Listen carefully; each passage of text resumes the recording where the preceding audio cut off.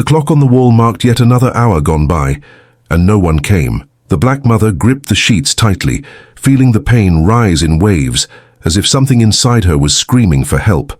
Her body trembled, sweat dripped down her forehead, and the silence in the room felt heavier than any spoken word. Every second there wasn't just waiting, it was abandonment. She called out, once, twice, 3 times. The call bell echoed down the white hospital corridor, but the response never came. On the other side of the door, hurried footsteps appeared and vanished. Low laughter, casual conversations, life went on. Inside that room, though, something was wrong, deeply wrong, and she felt it in the depths of her soul. The pain wasn't just physical. It was the quick glance the nurse threw before turning her face away. It was the cold tone of voice saying, "We'll take a look at that soon." It was that familiar, ancient, painful feeling, the same one so many black families carry when entering certain places, the certainty that their pain is worth less.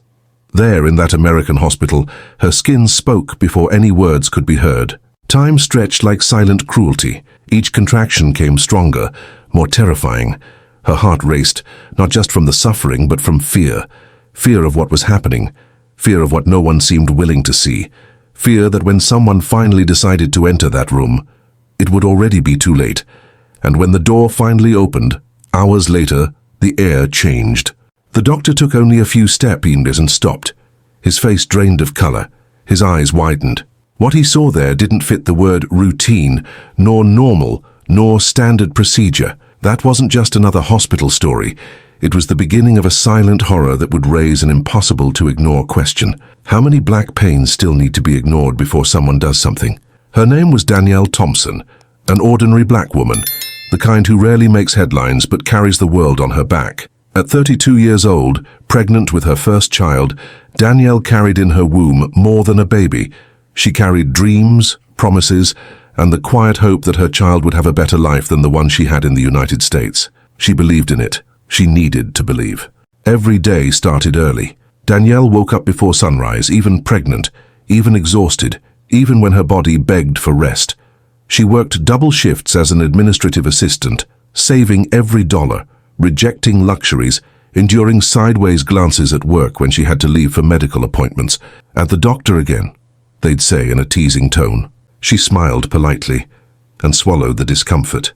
Throughout the pregnancy, one thing always followed her, the feeling of not being fully heard.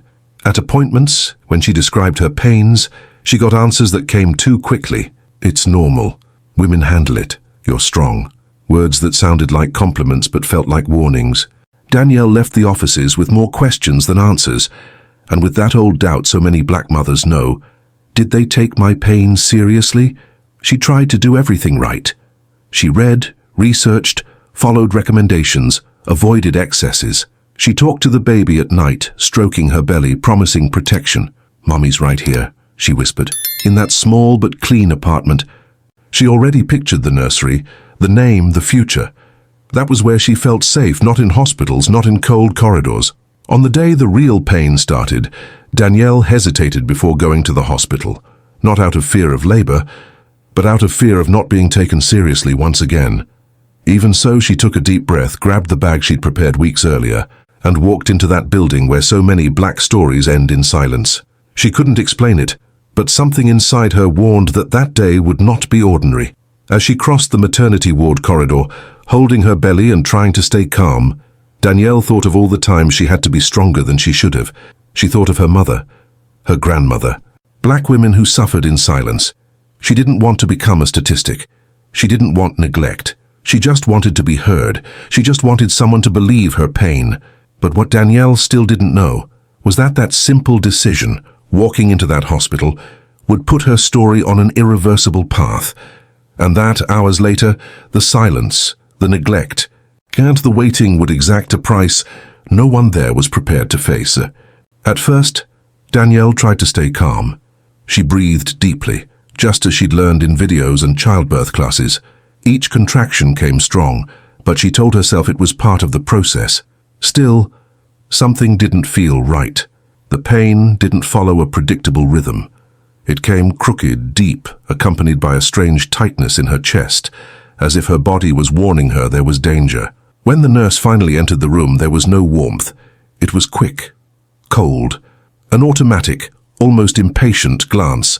Danielle tried to explain, choosing her words carefully, afraid of seeming dramatic. She said the pain felt different. She said she felt something was wrong. The reply came dry. Pregnancy hurts. You need to hang in there. And the door closed again. Time began to drag. Minutes turned into hours. Danielle clutched the sheets, bit her lip so she wouldn't scream too loud. She didn't want to be seen as dramatic. She didn't want to be labeled. But the pain grew, and with it, the fear. She pressed the call button once more. Then again, and again. Nothing. Outside, the hospital ran as usual. Carts rolled down the hallway. Staff laughed quietly. Doors opened and closed for other patients. Danielle heard it all, and every sound was a cruel reminder that her pain wasn't being treated as urgent. It was as if she were invisible in there, invisible and alone. In a moment of desperation, she cried. She cried not just from the physical pain, but from the silent humiliation. She thought of all the stories she'd heard about black women in American hospitals. She thought of the warnings. She thought of how they always said women like her can take more. But what if it's not supposed to be endured? She thought. What if it's supposed to be acted on? When someone finally appeared again, it wasn't to help. It was to say, just wait a little longer. The tone belonged to someone who had already decided there was no real problem. Danielle tried to sit up, felt a strong wave of dizziness. Her heart raced. Her voice came out weak, but firm enough to say, "Something is wrong. Please." The nurse sighed, like someone dealing with a nuisance. Alone again, Danielle felt something shift. The pain took on a different weight. Fear turned to panic. Silence turned to threat. She held her belly tightly, trying to protect what was inside, trying to stay in control while her body seemed to lose the fight. And in that moment, when no one was around, she became certain of one thing. If they kept ignoring her pain, the consequences would be irreversible. And then, something happened inside that unmonitored room. Something that doesn't show up in reports. Something that cannot be undone. The air inside the room felt heavier than ever. Danielle could barely keep her eyes open. Each breath came short, painful, as if her body itself was collapsing. She tried to call for help again, but her voice came out broken, almost a whisper lost in the void. The call button was right there, within reach, but she no longer had enough strength to press it again. The pain crossed any human limit. It was no longer just physical suffering, it was despair. A primal panic took hold when she realized something was deeply out of control. Her heart was beating too fast. Cold sweat ran down her temples, and in the middle of that chaos, a cruel realization imposed itself. No one was coming. When the door finally opened, it wasn't out of urgency.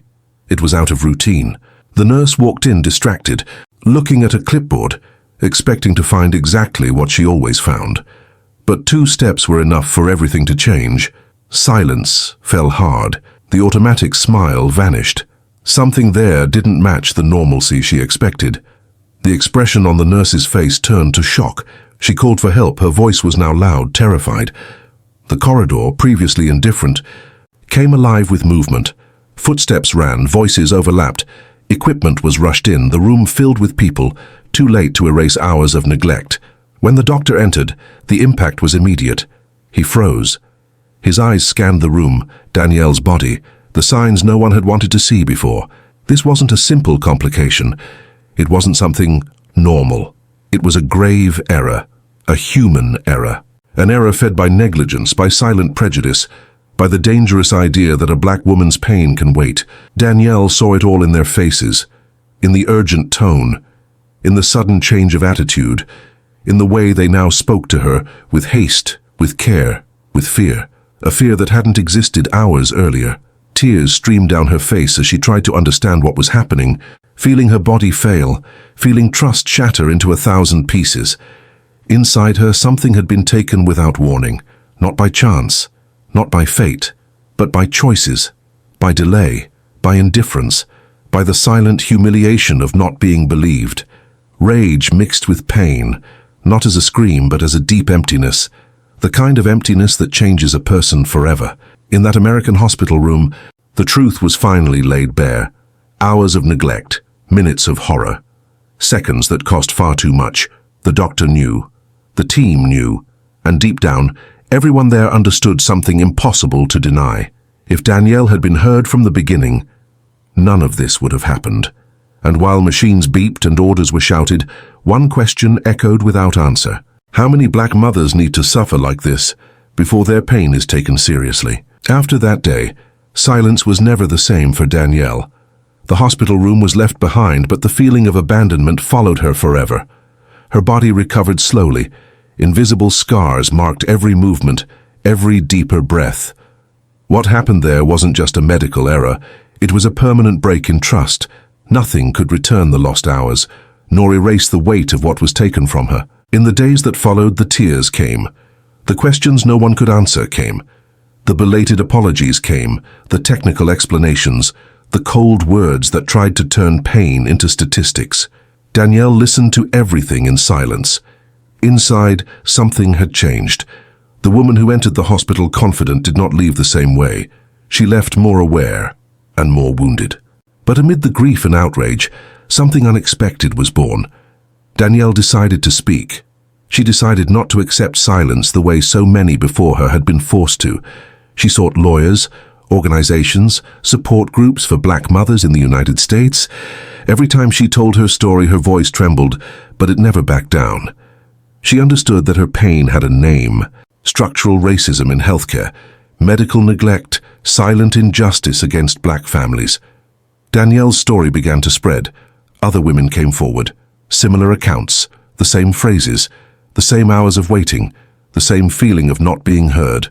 What seemed like an isolated case revealed a terrifying pattern, a system that fails repeatedly when the patient's skin is black, a system that costs lives, dreams, and futures.